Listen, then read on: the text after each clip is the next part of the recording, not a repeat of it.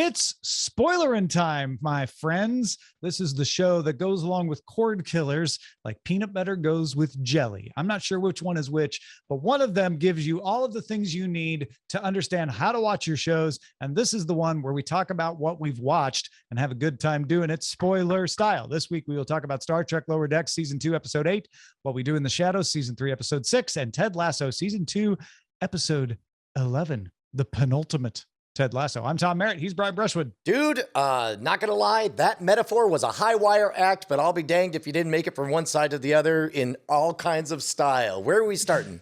My hands are a little sticky, though.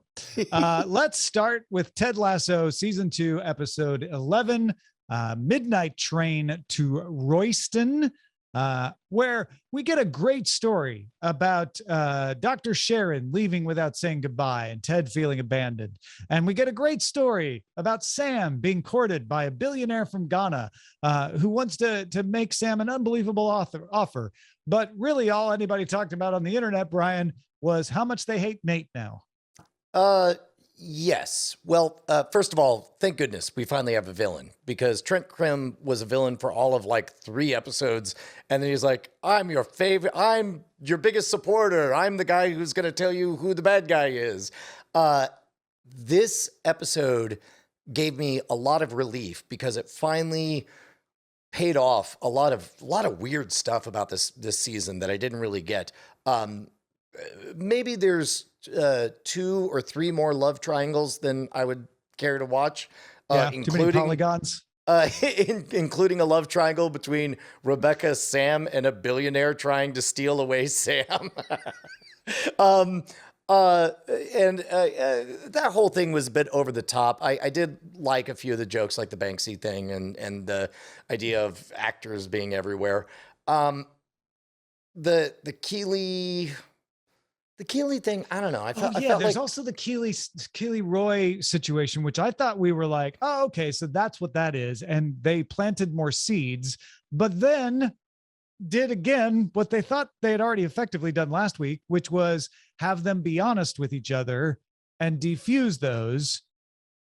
Although Roy's didn't seem as diffused as Keeley's. Yes. And of course, one thing we know for sure is they're not happy in that moment. and it was a very uncomfortable moment to watch them doing like a Vanity Fair photo shoot or something. While clearly that being was miserable. Not the time to have that conversation. You need to look happy for the photo shoot, for goodness sake.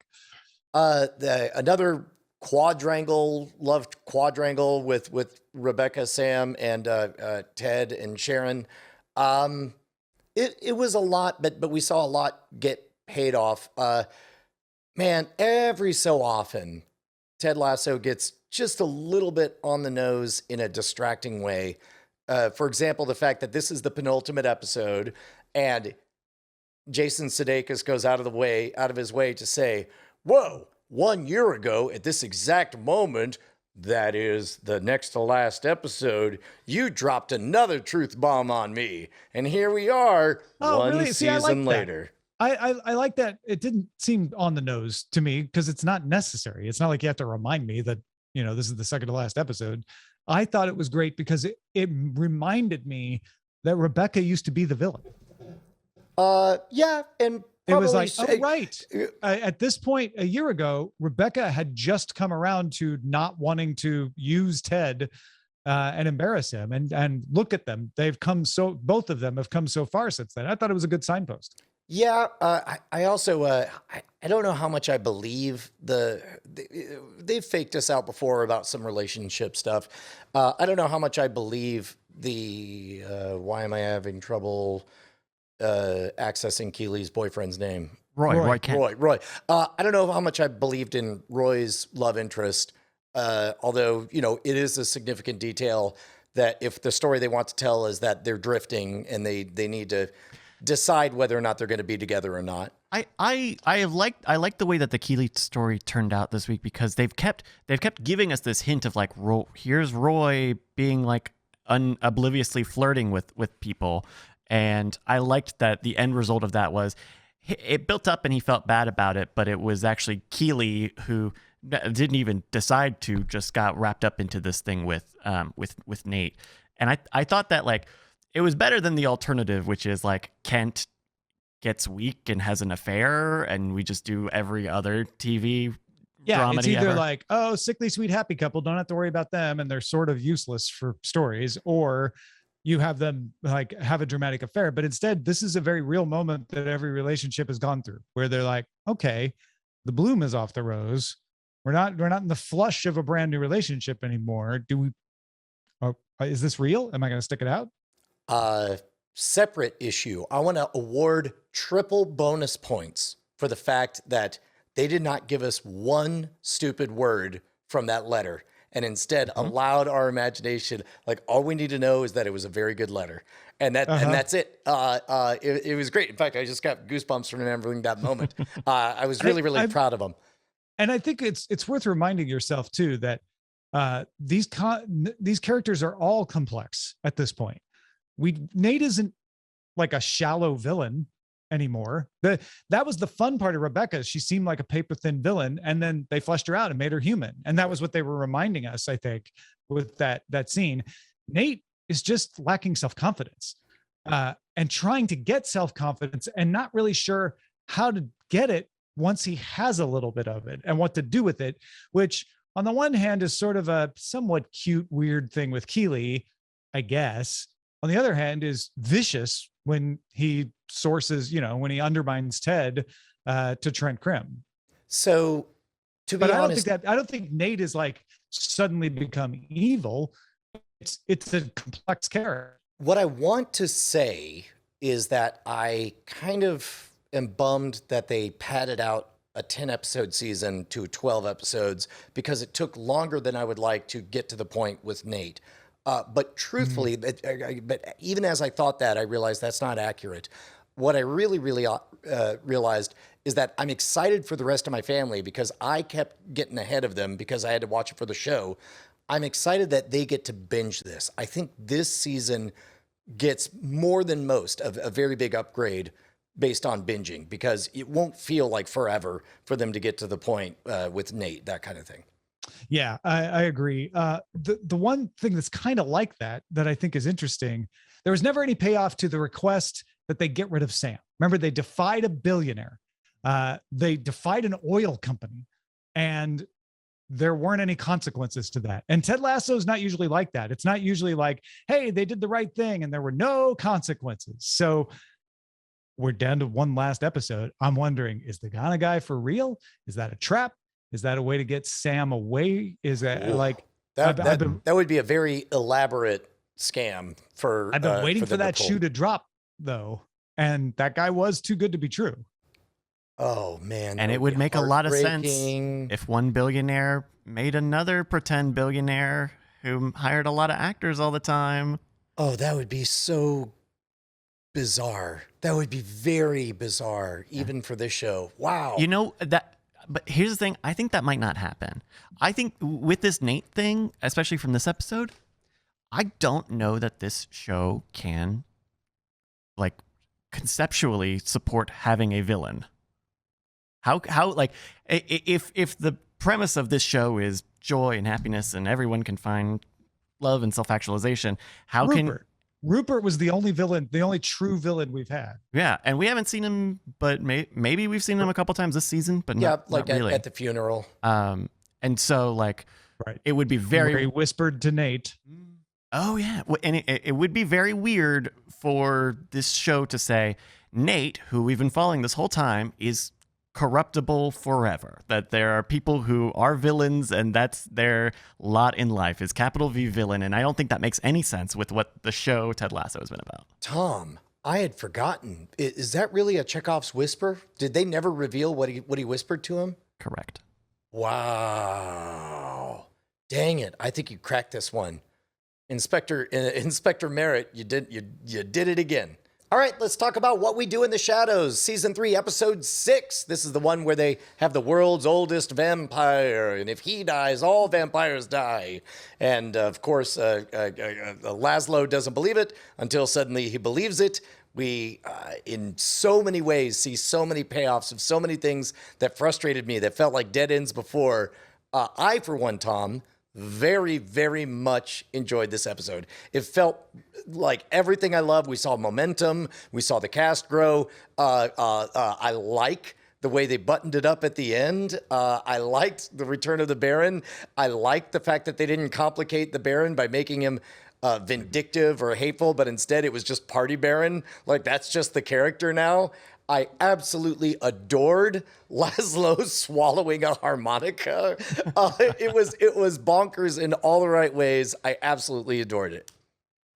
Yeah, I thought it was a good episode. It didn't strike me as solving problems, but they were problems that I didn't really have. To me, it was just a solid episode, and I liked the chase. I also liked the discovery of the half vampire that subsisted on a little bit of blood. It was a solid and fun episode. Bryce, Yeah, where were you at on this one?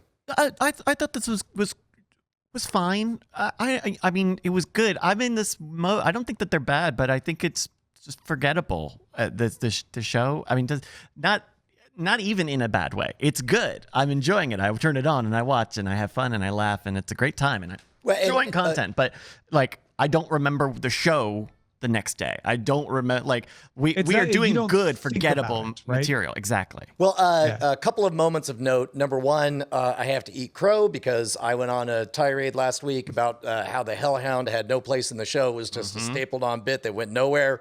Turns out it very much goes somewhere, and it's adorable and wonderful when the dog like shoots a jet of flame on whatever it is on the squirrel. Also, it was neat because I had previously shown my daughter Jaws, but I had to explain to her that, they're doing a Jaws thing where when Guillermo was just like, so you want to catch a vampire, eh? all of that bit. We went back and loaded up that clip again. I don't know. There was something here, and maybe folks in the audience at cordkillers@gmail.com can put words to the feelings I have, but it felt like there was something in this episode that I have not seen in anything else this season. The momentum, it was just great. To me, it felt like a season 1 episode where it was just mostly hijinks, very little connection to a story arc. And maybe that's what you liked.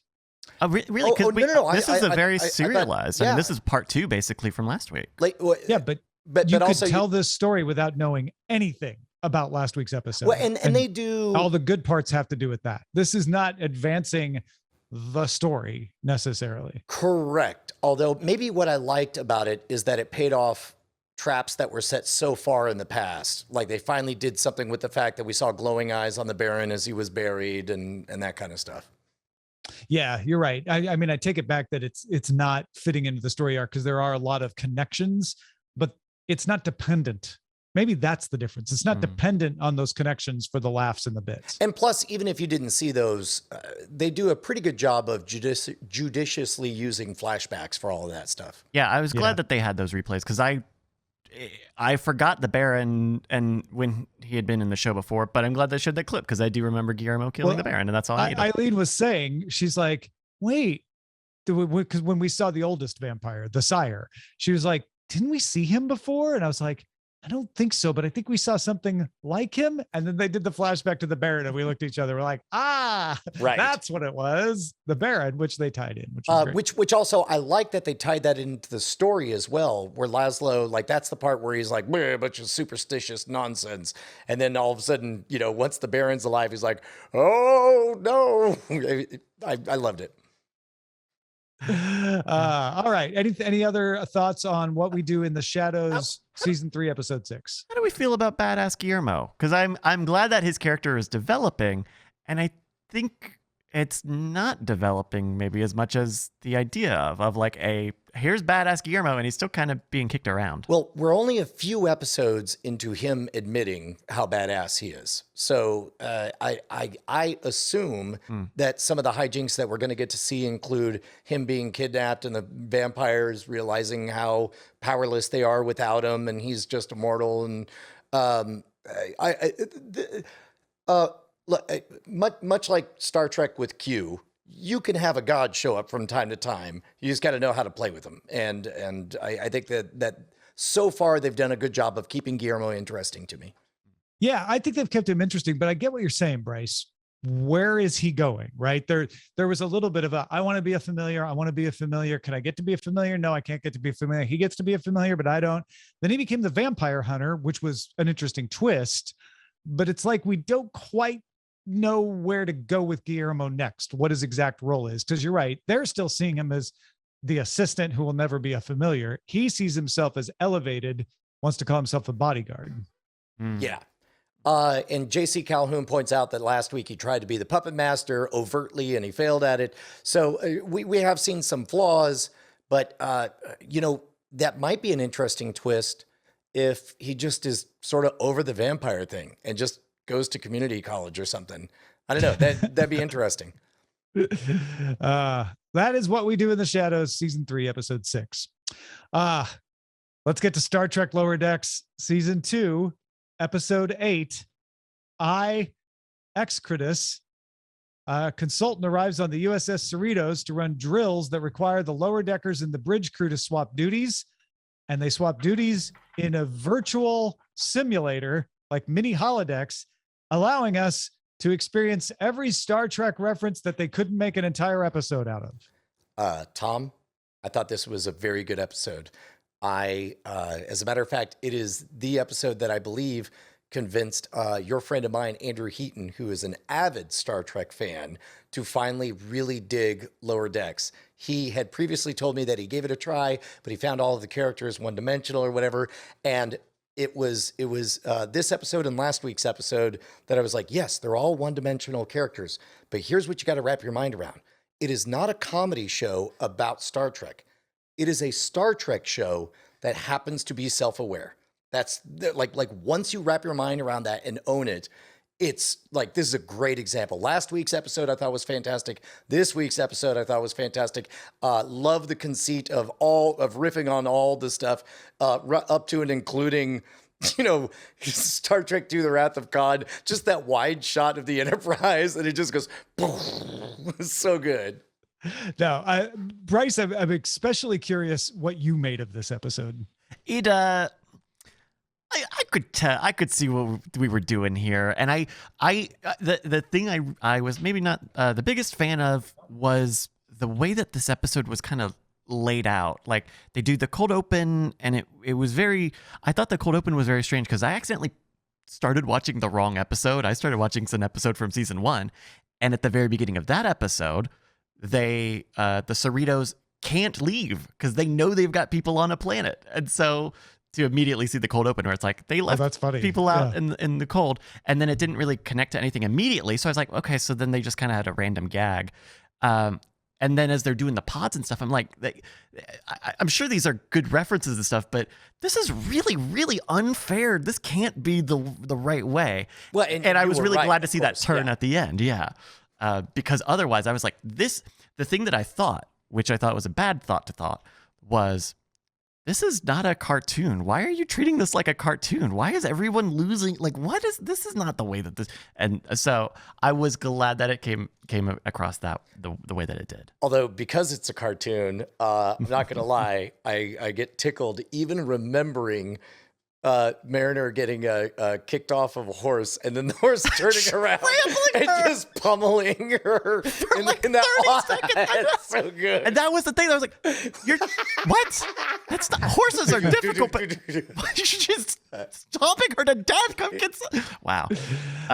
But the rest of it I thought played in a very good. I'm glad, because it was, to me, one of the joys of it was all the references, and they kept coming fast and furious. I'm like, oh, these were all the note cards on the writer's room wall that they couldn't turn into actual plots, and this was their way of just funneling them in. I also loved that the obvious thing to do with the role swap was to show the officers having a hard time with all the drudgery that the lower decks have to do. So I love that when we see them, they're like, this is great. We have no responsibilities. And they're like enjoying the same thing about being lower deckers that the lower deckers love. But then they do get a twist, but it's not drudgery. It's like, oh, but we get left out of everything. There's like all these things happening about the ship being taken over, and we don't get to be involved, which I'm like, oh yeah, that would be the real problem, not the drudgery, but if you are those officers who, value being at the top of the command line, top of the command chain, you're going to want to be involved, and you wouldn't be if you're them, which is why Mariner loves it, because she doesn't want to be involved if she doesn't have to be. That is one thing that I really enjoyed, is the fact that the journey of officers as lower deckers was very brief and one note. They only had one scenario, and the point was very simple. You're left out, you stack boxes, and they're like, well, this sucks. And we're like, yes, we know, we watched the show. And then everything else was, that rapid fire of scenarios. I enjoyed some of the subtle beats. For example, when they do the Old West town, very clearly, this is a original series beat, because they do things that they did on the original series, like have it very clearly be a red soundstage and the front of the building be a facade where you can see through the windows to the red soundstage that's behind them and stuff. I enjoyed all of that. And the thing I really liked about this episode was it was dense. Like, I think those are the better episodes of Lower Decks, when they are trying to cram in a lot of scripted and a lot of material. Because I think it's fine when it's a little looser, but you're right. It was like bang, bang, bang, bang, bang, new concept. And yes, I'm sure there are references, and people who have seen the shows, it's not as fresh, but but we're doing a lot of stuff. And I think that's where Lower Deck shows off a lot of its strength. And again, gold star for the fact that somebody who is a self-avowed non-Star Trek person can even sit through it. I mean, it's remarkable to me, whether or not you got the references. This was one you're that still having a good time. It felt like they wrote this script to be friendly for that. 'Cause I think they know that there's many of us. I mean, it's like, you don't need to have seen the original series episode to know that the naked time segment was funny. Oh boy, I don't know that I could scrub Boimler out of my memory banks. He had the sensor bar. You're good. Well, and speaking of Boimler, his scenario was the best, because he succeeded. He was the one who succeeded, but almost ruined it by trying to be too much of a perfectionist. But also saved the day, because he was. In the end, saved the day, but didn't get the full score. So good. It's great. Yeah. And the drill instructor, I don't know if that's a species that's been in Star Wars or Star Trek before, but I thought they were a really interesting character. Even just the little thing of like the way that they refer to themselves as this one. Yeah, I thought that was really interesting. To be honest, Tom's more of the Trek nerd than I am. I don't know what, I meant to look it up and I didn't. Maybe somebody in the chat room knows. I'm pretty sure it was in Star Trek before, because of this one. I recognized that. We definitely never saw a species that, floated its head around while it was talking to you. So the cartoon allowed them to do more with it. Them from the animated series. Yeah.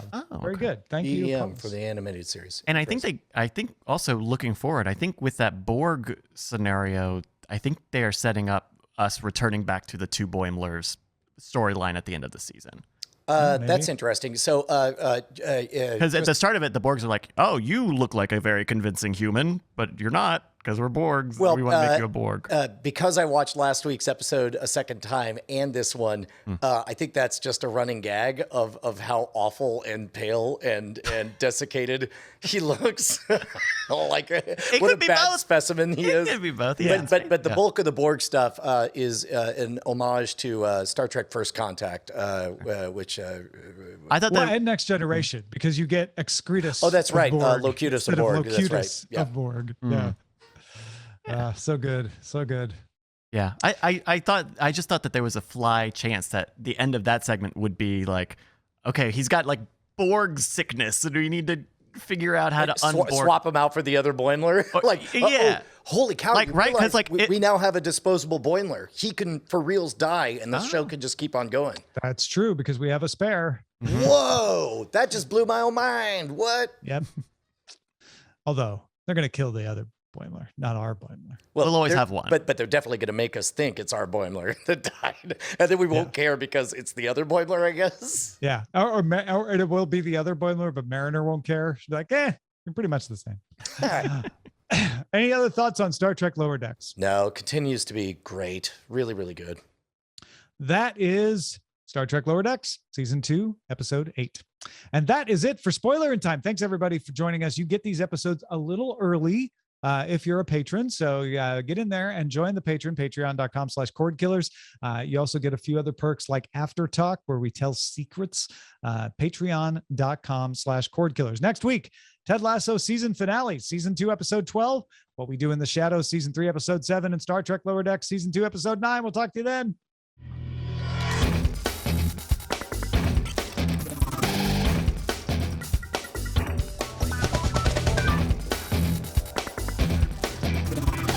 Diamond Club hopes you have enjoyed this program.